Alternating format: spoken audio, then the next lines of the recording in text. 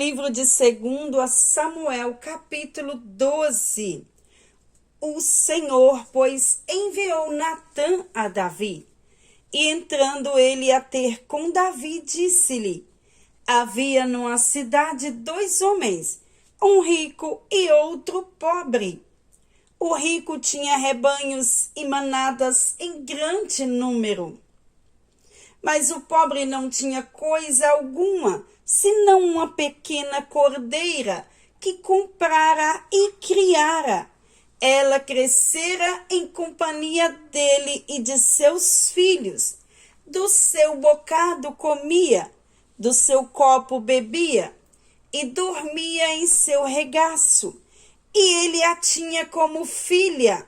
Chegou um viajante à casa do rico, e este, não querendo tomar das suas ovelhas e do seu gado para guisar para o viajante que viera a ele, tomou a cordeira do pobre e a preparou para o seu hóspede. Então a ira de Davi se acendeu em grande maneira contra aquele homem e disse a Natã: vive o Senhor, que digno de morte é o homem que fez isso. Pela cordeira restituirá o quádruplo, porque fez tal coisa e não teve compaixão. Então disse Natã a Davi: esse homem és tu.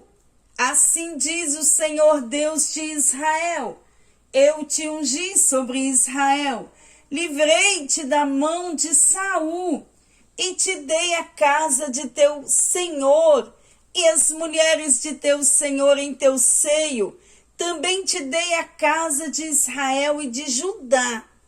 E se isso fosse pouco, te acrescentaria outro tanto, porque desprezastes a palavra do Senhor, fazendo mal diante de seus olhos. A Urias o heteu mataste à espada, e a sua mulher tomaste para ser sua mulher. Sim, a ele mataste com a espada dos amonitas.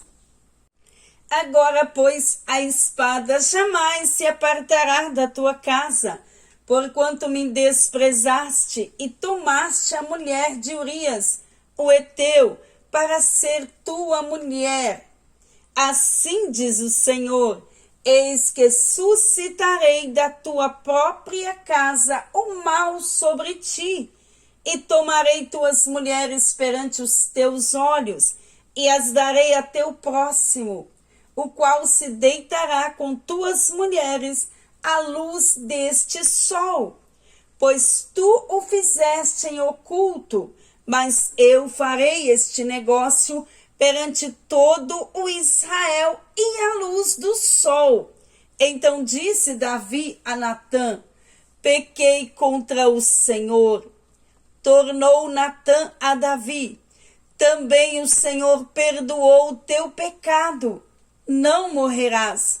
Todavia, porquanto com este feito deste lugar a que os inimigos do Senhor blasfemem, o filho que te nasceu certamente morrerá. Então Natã foi para sua casa. Depois o Senhor feriu a criança que a mulher de Urias dera a Davi, de sorte que adoeceu gravemente. Davi, pois, buscou a Deus pela criança e observou rigoroso jejum, e recolhendo-se, passava a noite toda prostrado sobre a terra. Então os anciãos da sua casa se puseram ao lado dele, para o fazerem levantar-se da terra. Porém ele não quis, nem comeu com eles. Ao 7º dia a criança morreu, e temiam os servos de dizer-lhes que a criança tinha morrido, pois diziam: eis que, sendo a criança ainda viva, lhe falávamos, porém ele não dava ouvidos à nossa voz. Como, pois, lhe diremos que a criança morreu? poderá cometer um desatino. Davi, porém, percebeu que seus servos cochichavam entre si e entendeu que a criança havia morrido, pelo que perguntou a seus servos: morreu a criança? E eles responderam: morreu. Então Davi se levantou da terra, lavou-se, ungiu-se e mudou de vestes, e entrando na casa do Senhor, a adorou. Depois veio à sua casa e pediu o que comer, e lhe o deram, e ele comeu. Então seus servos lhe disseram: que é isso que fizeste?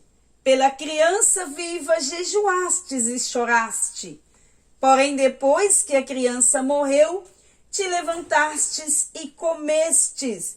Respondeu ele: quando a criança ainda vivia, jejuei e chorei, pois dizia: quem sabe se o Senhor não se compadecerá de mim, de modo que viva a criança? Todavia, agora que é morta, por que ainda jejuaria eu? Poderia eu fazê-la voltar? Eu irei para ela, porém ela não voltará para mim. Então consolou Davi a Batseba, sua mulher, e entrou e se deitou com ela, e teve ela um filho, e Davi lhe deu o nome de Salomão, e o Senhor o amou. E mandou por intermédio do profeta Natã dar-lhe o nome de Gedidias, por amor do Senhor. Ora, pelejou Joabe contra Rabá dos Amonitas e tomou a cidade real. Então mandou Joabe mensageiros a Davi e disse: pelejei contra Rabá e já tomei a cidade das águas. Ajunta, pois, agora o resto do povo, acampa contra a cidade e toma-a, para que eu não a tome e seja meu nome aclamado sobre ela. Então Davi ajuntou todo o povo e marchou para Rabá. Pelejou contra ela e a tomou. Também tirou a coroa da cabeça do seu rei, e o peso dela era de 1 talento de ouro, e havia nela uma pedra preciosa, e foi posta sobre a cabeça de Davi, que levou da cidade muito grande despojo, e trazendo seus habitantes os pôs a trabalhar com serras, trilhos de ferro, machados de ferro e em fornos de tijolos. E assim fez todas as cidades dos amonitas. Depois voltou Davi e todo o povo para Jerusalém.